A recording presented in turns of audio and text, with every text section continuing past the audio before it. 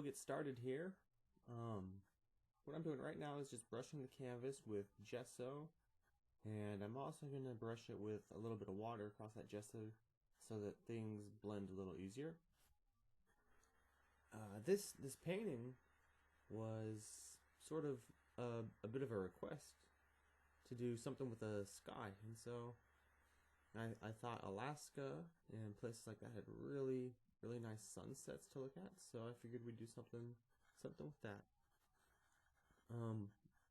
What I'm starting out here with this blue is just a cobalt blue, so it's really light and it's quite bright.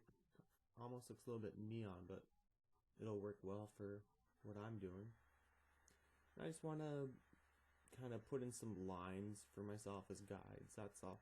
So at the top there's sky, and then you saw from the beginning picture that there's some mountains and stuff, so I need some guides to paint by.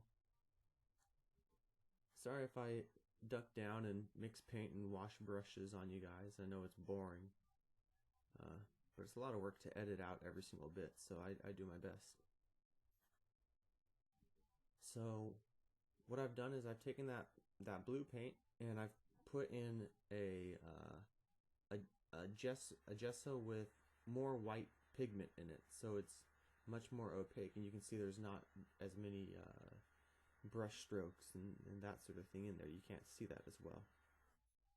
So you definitely want to do that so that you have an even sky. It doesn't look like there's just blobs and streaks here and there. And you can use whatever brush you really want for this, but if you use something a little larger like this 1-inch brush here, it's going to work better for you.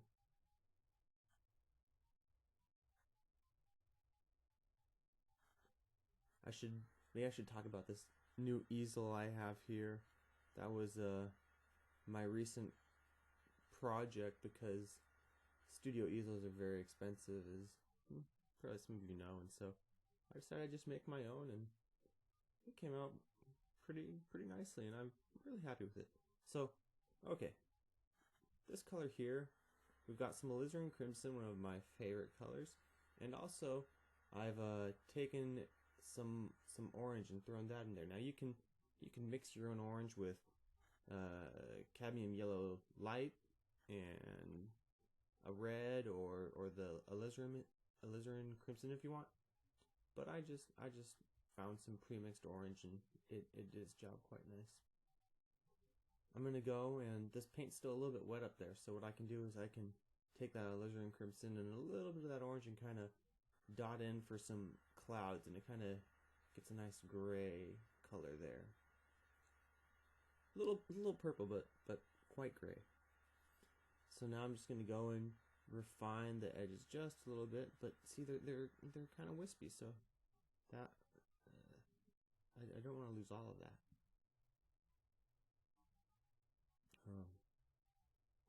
Now, as you're doing this, you got to be careful. You got to be really careful when you're mixing colors like this, because they can just get so muddy so fast. So really, the important thing here is if something needs to dry, you gotta let it dry, and then you just come back to it. The top of the cloud should be a little bit lighter, so dip back into your blue color and just lighten the tops up just a bit. It'll make them look much nicer.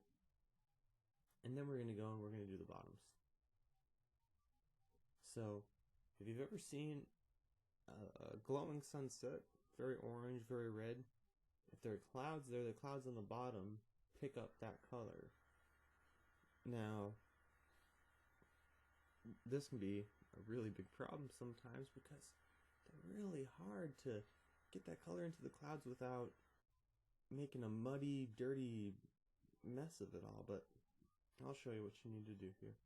So this is just orange, the pure orange that I'm using right now. You can use whatever flavor of orange you want, but a brighter one will be better for this.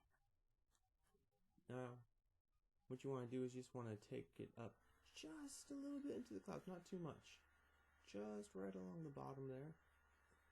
And then once you feel like you have that filled in, you can go in with some white and put some streaks and even things out through there. So that's what I'm doing right now is I've dipped the white in to the orange.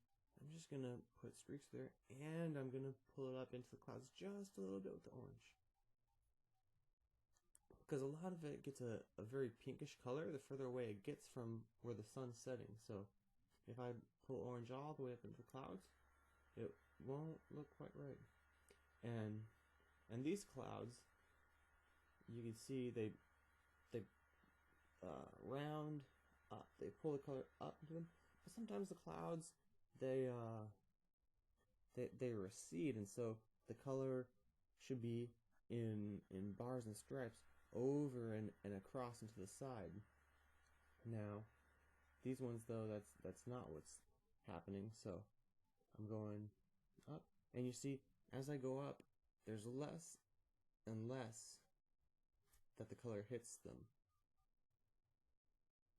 And also the color becomes more red. So as you go up, you need to add the crimson in with your mix. Like up here on this cloud, even though I'm putting it all the way up there, it's much more pink than these down here. So just go through your clouds, keep refining them a little bit, find some edges here and there, and make it interesting for people to look at.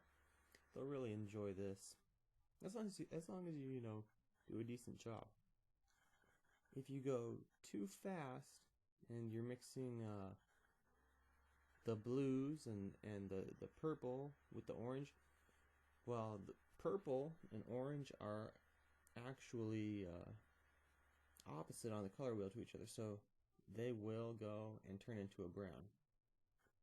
If you like, you might want to go back and really, with a nice pink color that's from the crimson and white, a little bit orange, go back and just do a little bit more of the tops. Well, I shouldn't say tops, I should say the bottoms, but of the very frontmost clouds. Make them stand out. Trust me, it'll look good.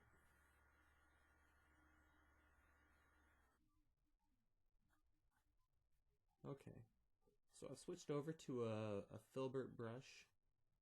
Not for any particular reason, just needed something different, something cleaner. And I want to lay in just a little color now because I'm waiting for the sky to dry. I want to lay in just a little color so that my life is easier, and it will be.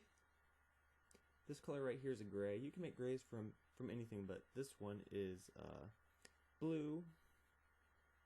Maybe a little crimson, maybe a little orange. It'll give you a nice flavor to it. And whenever you're mixing these sort of things, you want to stick with the colors that you've been using in the painting. You don't want to go and use new different colors usually, because it destroys the harmony that you have.